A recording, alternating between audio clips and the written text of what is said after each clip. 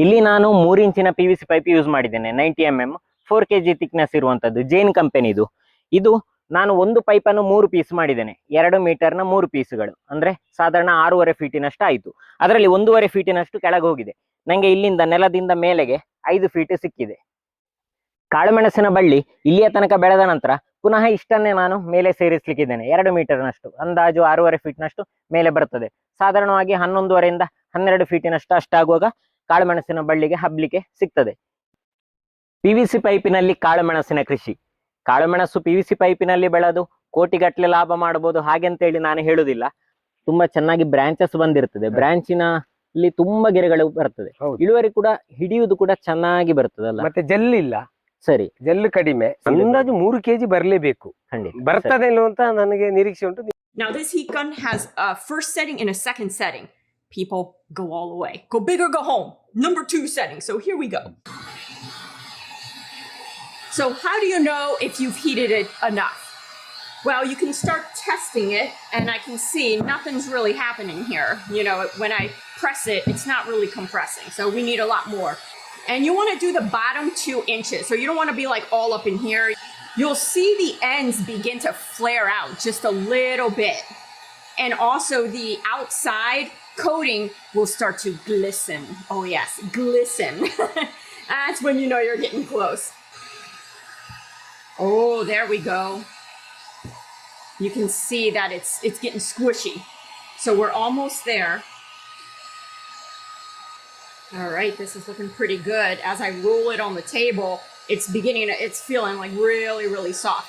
So let's see if we can get a good pinch out of this. I'm just gonna move this over here very quickly, get this guy here, and kind of line it up as best I can. Whoop, and start to pinch. Now pinch as hard as you can, like really get that pinch going. There we go.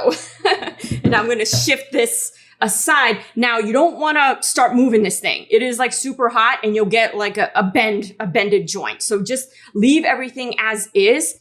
So all I'm going to do here now is just kind of douse it. And very gently, see I'm rocking. It's got a little bit of give, but we can, for the demo purposes, we can move on. I'm going to go ahead and unclamp this. The other thing that I like to do, such that these corners don't interfere with the articulation, is round them off. And how much you round them off, honestly, is really up to you. You may have to trial and error depending on how much articulation you want for your creature, your zombie, your werewolf.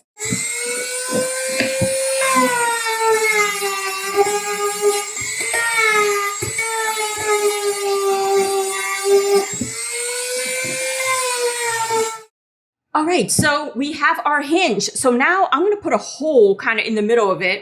And I'm going to go perhaps, let's see here, maybe about half an inch-ish in, or maybe like something like between 3/4 and a half inch. This is not an exact science, you know, just kind of like, instead of making it right in the middle, I usually kind of err towards the outside, because if you put it in the middle, well, then the corresponding one can kind of hit these bubbles right here, like this pinch point, I guess.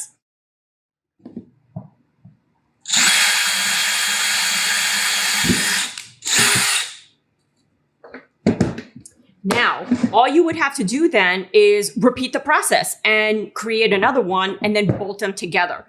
So you can see, because I put them on the outside, you get much better articulation versus putting a hole in the middle. Now it's like, and you might, at worst case scenario, you just got to round this off a little bit more, and you have room because the hole will be here. So you can do a ton of rounding and get it to articulate better. It's a good idea to put washers in between these 2 joints.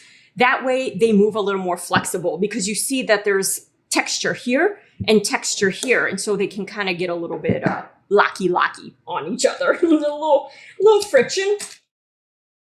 1.5 inch there should be good. All right. Maybe a little pokey out, but that's okay. That's a technical term.